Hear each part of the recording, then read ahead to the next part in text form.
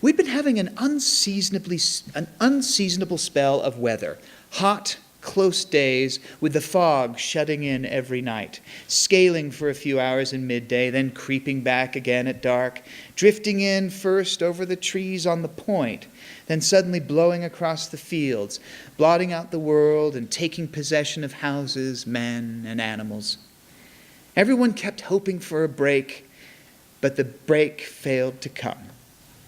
Next day was another hot one. I visited the pig before breakfast and tried to tempt him with a little milk in his trough. He just stared at it while I made sucking sounds through my teeth to remind him of past pleasures of the feast.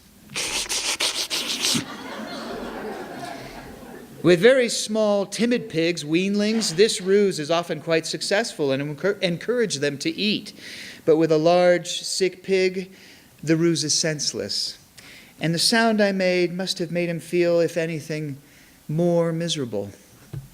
He not only did not crave food, he felt a positive revulsion to it. I found a place under the apple tree where he had vomited in the night. At this point, although a depression had settled over me, I didn't suppose that I was going to lose my pig. From the lustiness of a healthy pig, a man derives a personal feeling of lustiness.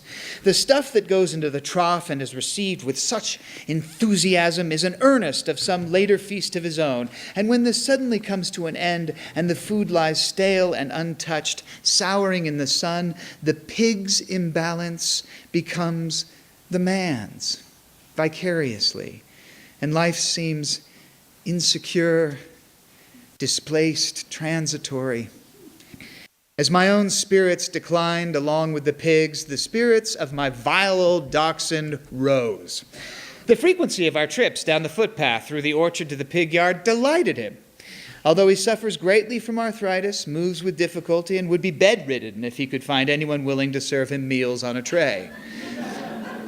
He never missed a chance to visit the pig with me, and he made many professional calls on his own. You could see him down there at all hours, his white face parting the grass along the fence as he wobbled and stumbled about, his stethoscope dangling, a happy quack, writing his villainous prescriptions and grinning his corrosive grin. His misery became a strong obsession.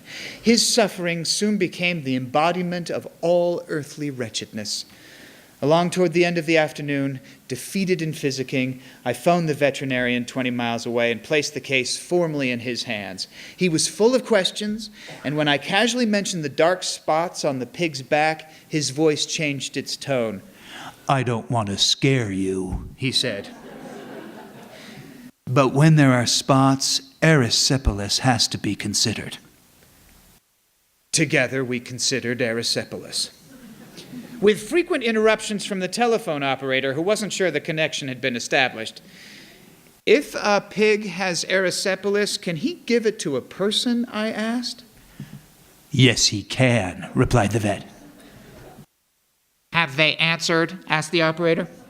"Yes, they have," I said. Then I addressed the vet again. "You better come over here and examine this pig right away." "I can't come myself," said the vet, "but McDonald can come this evening if that's all right. Mac knows more about pigs than I do anyway. You needn't worry too much about the spots. To indicate erysipelas, they would have to be deep hemorrhagic infarcts."